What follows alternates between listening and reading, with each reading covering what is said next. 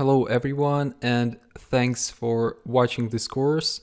So in the previous lecture we've done some pretty basic stuff that we all do when we start working on a new project, which is saving our scene, importing some new assets like art into our project, and we also started slicing up all the sprite sheets that we have.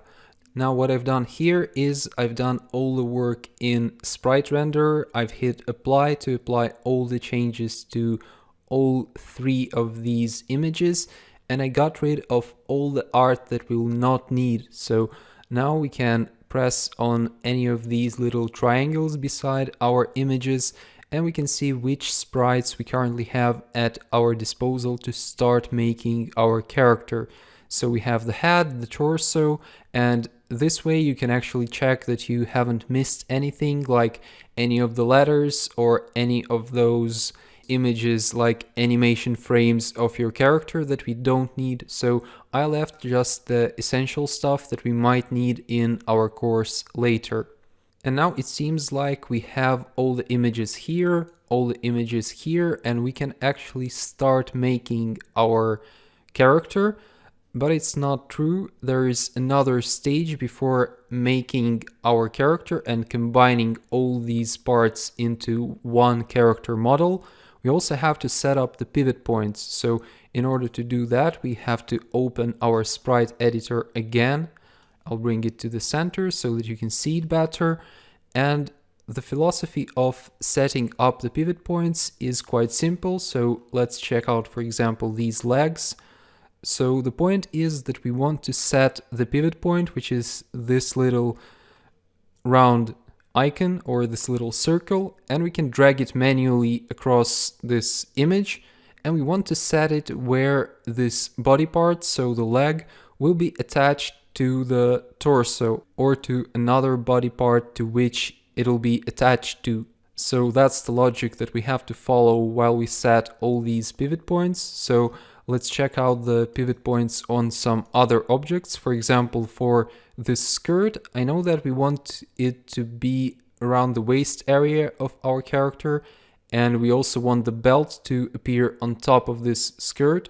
So I've set its pivot point to be here where the belt should go later.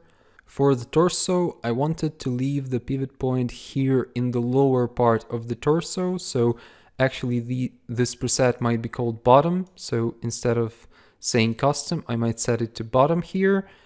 And it means that we can rotate our torso or all the other body parts around the pivot points. So for example, if you want to make an animation of your character picking up something from the ground, then this pivot point setting will help you in achieving this effect. So for the arms here, we have also set up the pivot points in a similar manner. So where this arm will be attached to the torso, we have the pivot point set up there. And for this lower part of the arm, we have the pivot points just set into the corners of this sprite and here as well.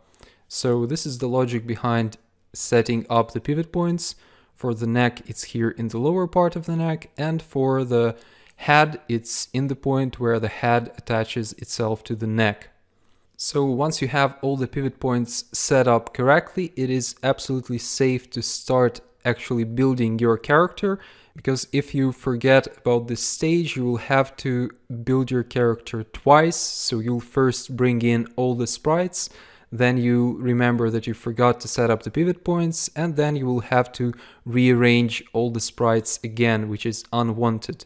So once we have done that, we can hit apply, because I've changed the placings of several pivot points, and I've done that for all these sprites. So now we can just drag them from here into our scene and start assembling our character.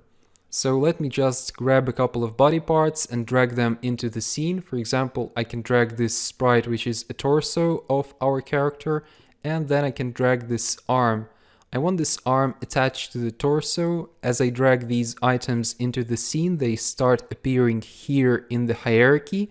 We can later rename them to make these names more descriptive, because 3 underscore 43 doesn't tell us anything about the body parts that we currently have.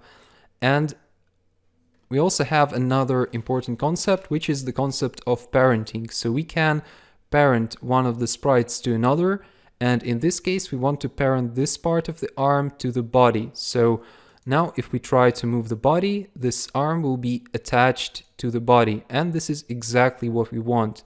And we can continue doing this. So for example, we also want to attach the neck to the body, so I can drag the neck into our scene, place it roughly where we want it to appear on the body of our character. I can parent it to this body game object, which is 3_44, or to the torso game object.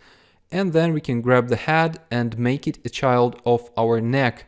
Neck is 3_34, and I can drag it not into the scene over here, but I can make it a child of our neck like this. So I can bring in the head, and then if we move the torso, the head will be placed inappropriately, and then I can just grab the head and place it where we want it to be. So we want the head to appear here, for example. And by doing this, you can arrange all these game objects. The only trick that I use that is different from all the other body parts is the legs.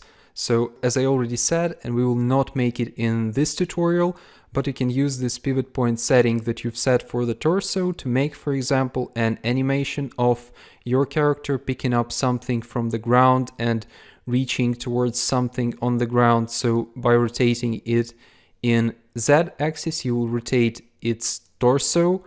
And that's why I like to make the legs of my character independent of the torso. So these legs, I'll usually do something like this. I'll go to create here in the hierarchy.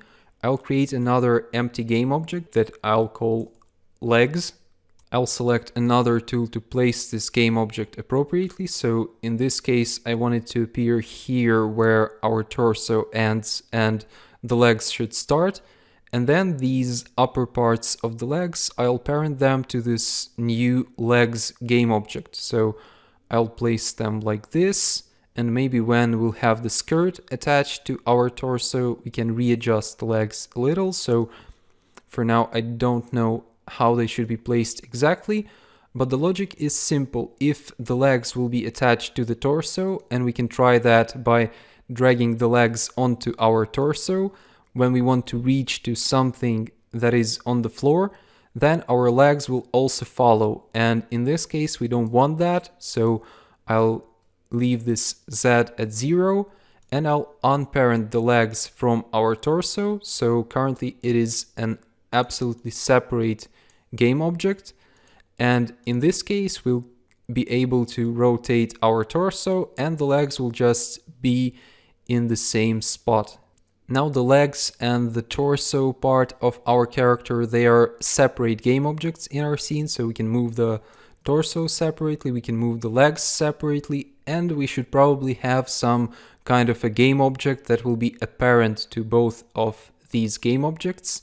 And let's create another empty game object. I'll go to create here in hierarchy, create an empty game object, and let's call this one, we can call it character.